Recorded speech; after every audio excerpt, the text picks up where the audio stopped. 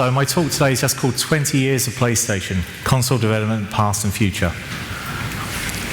I'm going to talk a little tiny bit about console development, then about the actual history of PlayStation, all the platforms we've done, from the original PlayStation, PS2 through the PSP, and then the current platforms, PS3, Vita, and PS4. Then I'll talk a bit about how you become a developer for PlayStation, and also how Unity fits into the PlayStation kind of a programming model. And then finally, I'll talk about something that's the future of PlayStation, Project Morpheus, which is, we had at E3, we announced at GDC. So, start off, what is console development? A console is basically a fixed platform. For the PlayStation, we were looking at almost 10 years per iteration. So there's a long life cycle with the same hardware. This means that all the improvements actually come from multiple cycles through software, mainly because the developers actually end up learning the hardware, and they learn what the capabilities are.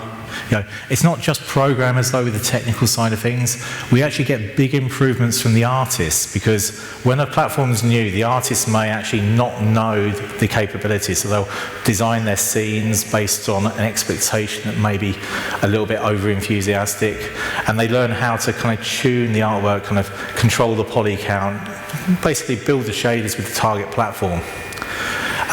And it's a good improvement because it means games get better over the lifetime. It's not just programs are there over the whole lifetime, though. What we actually have is a situation where the knowledge base that's available to new programmers kind of improves with time. So if you were to join as a PlayStation 3 developer now, the amount of information we supply you as kind of support is a lot more than we gave people when they started 7 or 8 years ago. And finally, for the console, the fixed hardware. This allows us as Sony to give you a very, very low-level access. Most of the Sony platforms historically have given you almost chip-level access to the kind of GPU and other parts of the hardware. And this actually allows the kind of platforms to almost punch above their weight. So for the past, this is what I call the past, they're the old platforms. Obviously, PlayStation was our first console. Then we had PlayStation 2, where we evolved the design of our console, and we kind of really targeted the hardcore programmer. And PSP was our first portable, and it was effectively the console in your pocket. It wasn't designed as a handheld thing. The idea was that the same experience you had on the PS2 would migrate to the PSP with a good quality screen. I get technical here, so if you're all artists, you're allowed to sleep. So the PlayStation was basically a 32-bit MIPS CPU. For geometry, we actually had a custom coprocessor on it, so the transform of vertices was actually handled by specialized hardware, but that hardware was part of the CPU instruction set. It wasn't on GPU. The GPU on PlayStation, which was actually called GPU, was more a 2D kind of polygon drawer. There was no Z buffer in kind of video memory, and so sorting of the polygons to get kind of Z effects was actually handled by the CPU, and you'd paint via a painter's algorithm from back to front. And the sound was called SPU, and it was a custom sound chip that basically gave you 24 channels, and each channel was an ADPCM sound source. Actually, probably, I don't know how many people can read that diagram, but this is the actual architecture diagram of the original PlayStation. So everything was there were two chips, and later on it became one. But the CPU had most of the custom things added to it. And for the time, the actual geometry transform was actually very, very impressive. We had a CPU that was clocked at 33 megahertz, so it was about 25, 26 MIPS. But the GT coprocessor could actually transform 1.5 million vertices per second.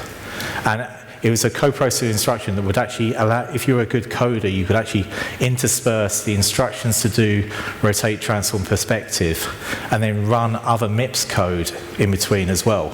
So people actually did some kind of clever stuff where they did software skinning things, where they combined GT raw transforms with visibility checks and kind of almost like skinning code that ran on the CPU.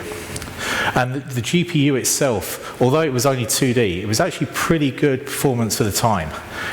It peaked at about 360,000 polygons per second.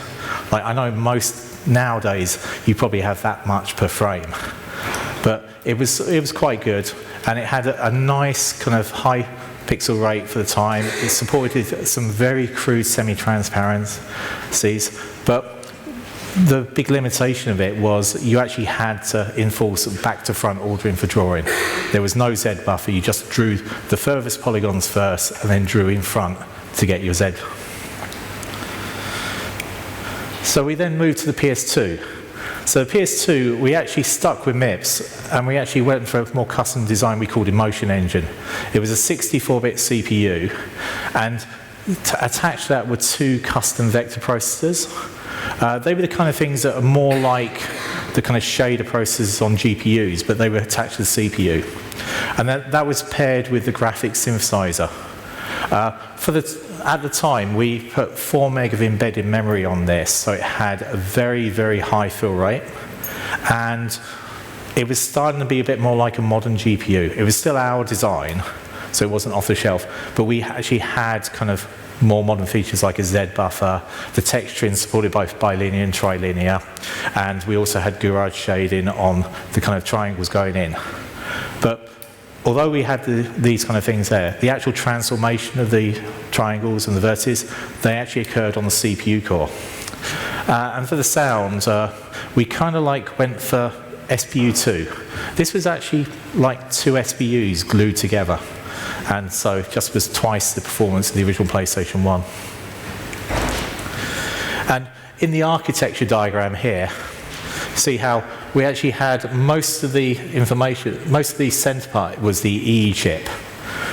So the GS on the right was purely responsible for the rasterization of polygons and had its own embedded memory. There was no path that the GS would actually access main memory. So if you wanted to have textures, they had to be in the video memory or they had to be transferred just before use. And one of the software improvements was our first year's worth of games pretty much treated it as if it was like a PC card. So they loaded all the textures for a frame into the kind of video memory, where it combined with the kind of front and back buffers, and that limited the amount of texture information they had. Later on, as kind of like coders got more used to the architecture, it kind of moved to a kind of streaming model where the actual DMA channels would go through the vector interface to VUs, and the graphic interface would be used to send texture information along to the GS into memory at the same time as vertex information was being transferred to Vector Unit 1 for transformation, lighting, and kind of culling. And so later games actually end up with a much higher kind of like texture bandwidth than would have been obvious from that 4 meg limitation. Yeah, in some ways, the actual programmability of the vector units was a lot more versatile. So things like kind of geometry shading and kind of reused vertices were completely supported because we just gave you the programming model. It was a DMA in some data, operate on it as if it's kind of CPU, then output the list of kind of draw commands directly to the graphics chip. And then the PlayStation Portable. We went back to 32 bits because of the target, but we actually had dual core MIPS again. We were very big on MIPS at the start because Sony guys had experience of it. And we went back to the PS1 style of having a coprocessor for some of the transformation. We put it effectively in a SIMD coprocessor that handled vector matrix transforms as single instructions. And we combined this with a kind of graphics chip that was getting a bit more like the kind of PC style. So it had a fixed function transformer lighting pipeline, which handled kind of subdivision, lighting, clipping. There was no programmability on this, but it made it easier to actually get things running than it was on the PS2. And the sound processing was actually run as kind of code that ran on the second MIPS core. When we started off, like the games only had access to one core, and they were given a dedicated sound driver that ran on the second. Actually, how many people can read this? I should have come closer then. So this is the actual architecture diagram of the PSP. And the big thing about the PSP, it was actually originally designed to be a single chip with everything embedded in. But then the games designers wanted more memory, so the chip was actually redesigned to use external memory. And on the top left, we have a thing called scratchpad RAM. That was originally meant to be a big pool of embedded RAM for the code to run. And when we took it out, it turned out that we took out all the kind of DRAM cells, but just the column driver actually left us 16K, so they just called it a scratchpad, although it was actually as slow as normal memory. But yeah, the whole idea was everything was on a single chip. Now, the only thing that was off chip was the RAM. So we'd gone from like the multi-chip stuff from PS1 and PS2, something that was designed for portable. Okay. So that's the past. They're the dead platforms. So we come to the present. These are the 3 platforms we have running that are still active on the market today. So we had the PlayStation 3. PlayStation 3 was where we actually went for the idea of CPU processing was more important for games than the actual kind of graphics throughput. We then had the Vita, which was a big step up from like the power of the PlayStation Portable. We're trying to get the modern console in a kind of handheld thing. And then what we have currently, the PlayStation 4, which has actually kind of gone almost full circle back to the PS1, where powerful hardware that's designed to be easy to develop by licensees. We kind of oscillated a bit where PS2 was like extremely powerful, but you had to really try hard to get most out of it. And PS2 just got batshit crazy at times. Yeah, so PS3, basically, we tied up at IBM, we had the Cell broadband engine. We moved away from MIPS to the PowerPC, and that was like just the kind of control processor. And all the heavy lifting on it was done by, we had 6 synergistic processing engines, which were custom, dedicated kind of CPU cores designed to run in parallel. Kind of like a halfway between the idea of shaders nowadays and an actual full CPU. And then that was tied actually with the RSX, which is where we started to move towards like industry standards. So RSX was like an NVIDIA chip. It was a variation of their DX9 class GPUs, like slightly tuned for the kind of fixed platform, but it was beginning to become a bit more standard. So easier for game developers to come in. We offered like an OpenGL library as one of the kind of initial programming interfaces. And audio, we actually moved away from having an audio chip and just said, you do all your audio in software. You run it on one of the SPUs, you mix it down, all we do is output 8 channels to the Dolby encoder or to the TV. Nice, easier diagram. So again, it's like 2 chips. We had the Cell broadband engine, which had like a massive ring bus on the center. So rather than being a master processor and slave processors, every single CPU actually had access to all the resources. You could have stuff going via memory, or you could actually DMA data from the cache of the PPU directly into an SPU, do some work on that SPU, DMA the results over the bus to another SPU without using memory bandwidth, and then DMA to video memory. There was a lot of kind of research material about this, but in the end it was considered, like the developers actually considered it more complex. To get the most out of it, you really had to work hard. So when we did Vita, Vita was the start of the kind of the most recent design ethos for PlayStation. So we took what's basically some stuff off the shelf. We went for a quad-core ARM CPU, and we combined that with a PowerVR GPU. What we did, we actually still stuck with the idea of dedicated video memory. It wasn't a single pool of memory. And Vita was actually kind of going back the other way. We pushed all the effort into the graphics. So when Vita was designed, obviously, unlike a phone where you could run a phone but you don't run all the time and phones throttle down, the Vita was designed to be used at full power, whatever the CPU speed, for like hours and hours on end. So we actually had quite a low clocked CPU especially considered some of the competition. But our GPU was clocked very high.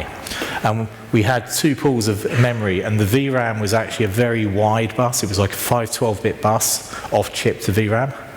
So it meant that the GPU was never curtailed by bandwidth.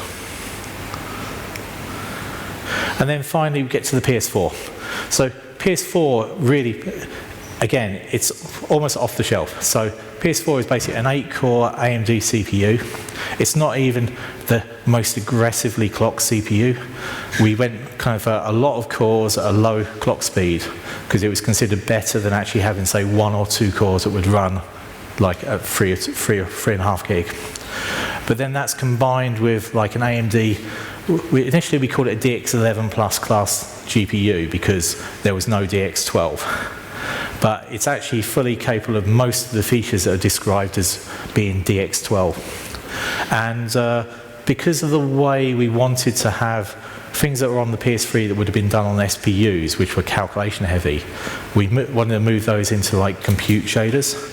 So we pushed very much this idea of asynchronous dispatch, the ability to have graphics running and then some other device using the compute at the same time.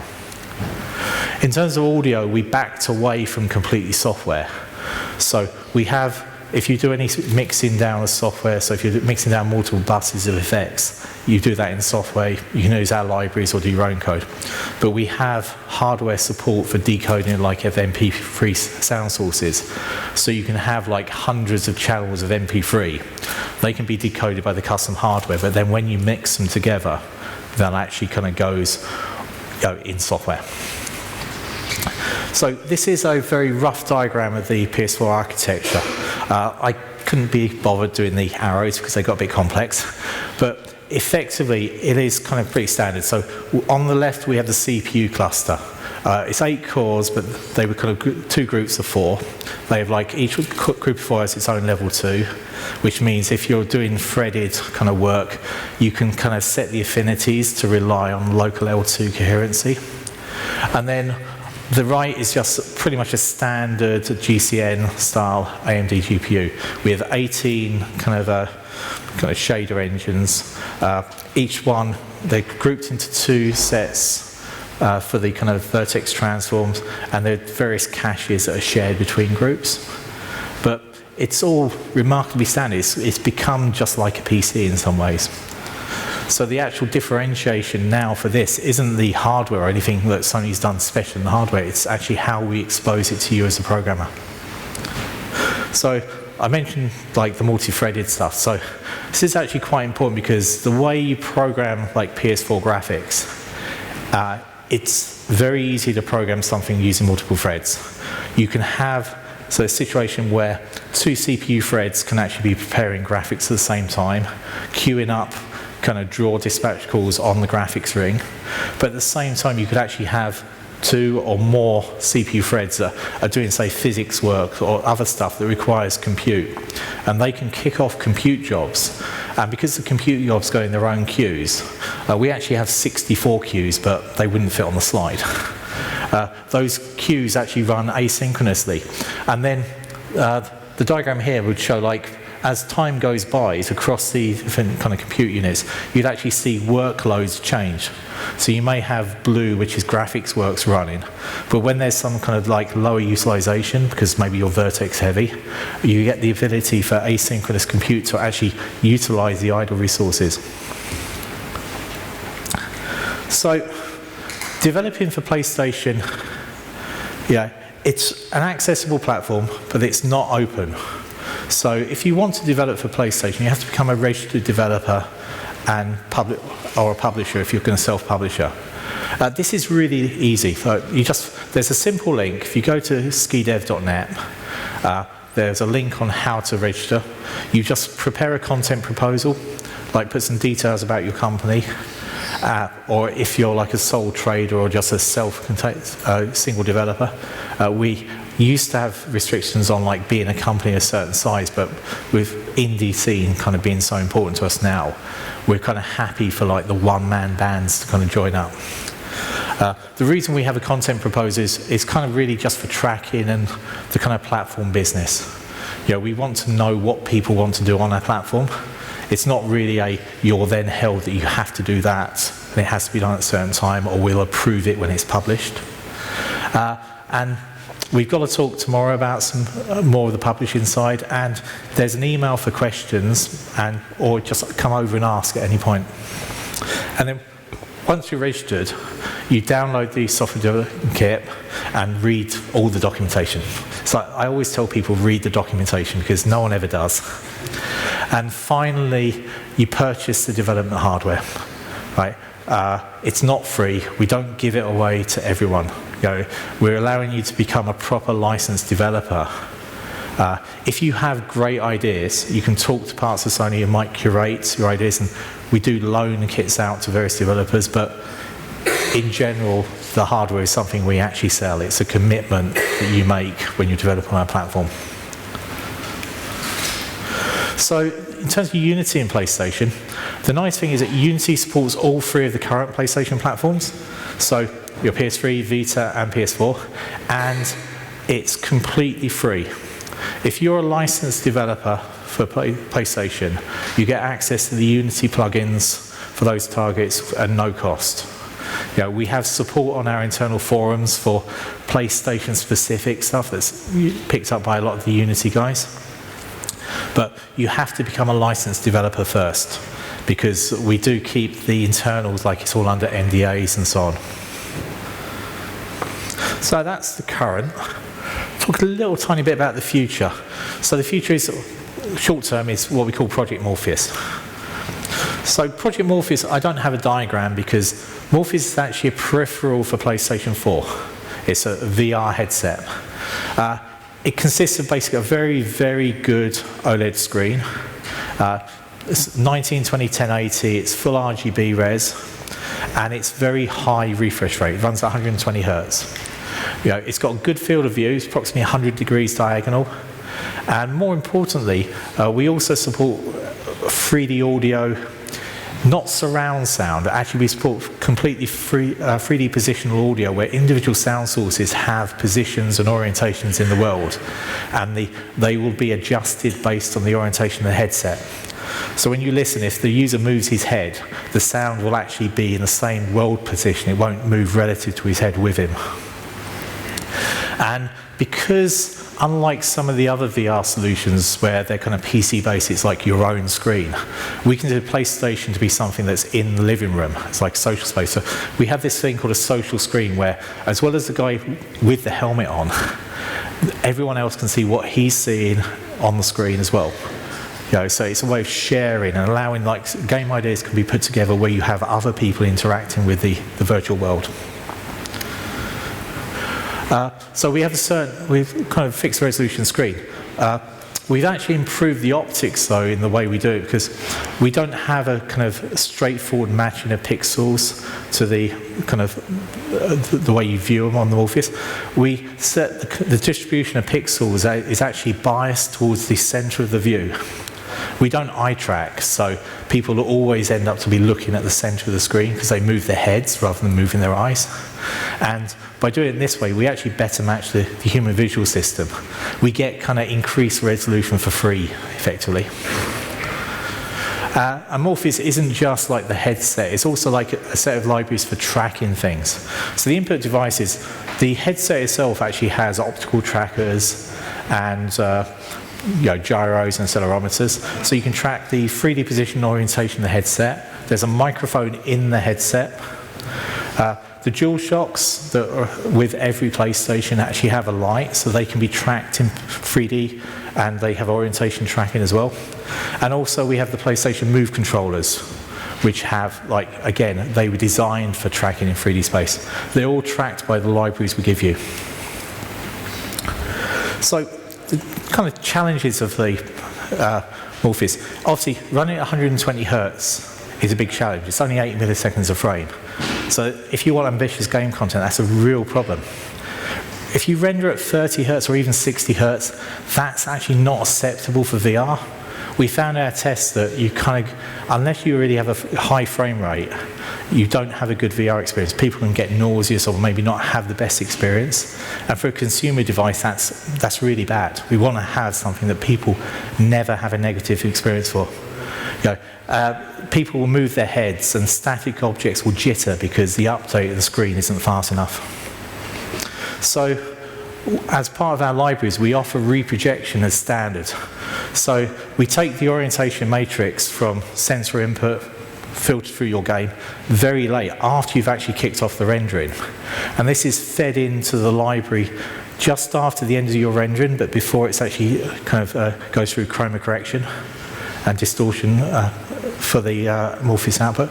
And this allows like the late orientation. It's almost like an image-based transfer. So what you're looking at is actually in the right position with a much lower latency than would be if you had to pick it at the start of your rendering pass. So this reprojection is great because this reduces your perceived latency. If you have really, really big movements of the head really fast, you can get a visual error, but we tend to do this by mirroring our our texture when we reproject. So what's actually in your peripheral vision, even though it's an error, is actually just a mirror of what was there before. And so it works a lot better than just having black. And in practice, this isn't an issue in most cases. The advantage is just like way out better. And it also increases perceived frame rate. So this is our perfect situation. So you're rendering at 120 hertz, you reproject. So you can actually see we have the CPU work, GPU work running. We have two asynchronous jobs. One's our VR tracker GPU work. That's from the camera where it's just doing the position tracking. And the other is the reproject job on the GPU that happens at the end of your rendering. So at that point, we can supply the matrix. But obviously, that's difficult. You've only got 8 milliseconds, maybe less to work. So we also support this idea of rendering at 60 and reprojecting. So in this case, your rendering is actually running at 60, so you've got more time. But the reproject job runs asynchronously. So at the bottom, you can actually see how after one 120 Hz frame, we have a reproject that runs, interpolates from your previous frame's output, that at least tracks movement. And then after the second one, we actually have the full new frame that's actually reprojected. So this is best, but this is still good. So in terms of Unity, Unity supported Project Morpheus since the start. We have a separate plugin today. Unity 5.2 will actually have completely integrated support for Morpheus. So moving an app to Morpheus is pretty much just as simple as changing the screen format and targeting PS4. And yeah, it's free. So as long as you're a licensed developer, you can actually get the plugins. If you get hold of Morpheus from us, you can then get stuff running. So please, get off your chairs and go sign up. So if there are any questions, I don't know what time. I think I've actually run under schedule. I'm dead now, so no questions. Come and have a chat or we'll talk. And that's complete silence. Excellent.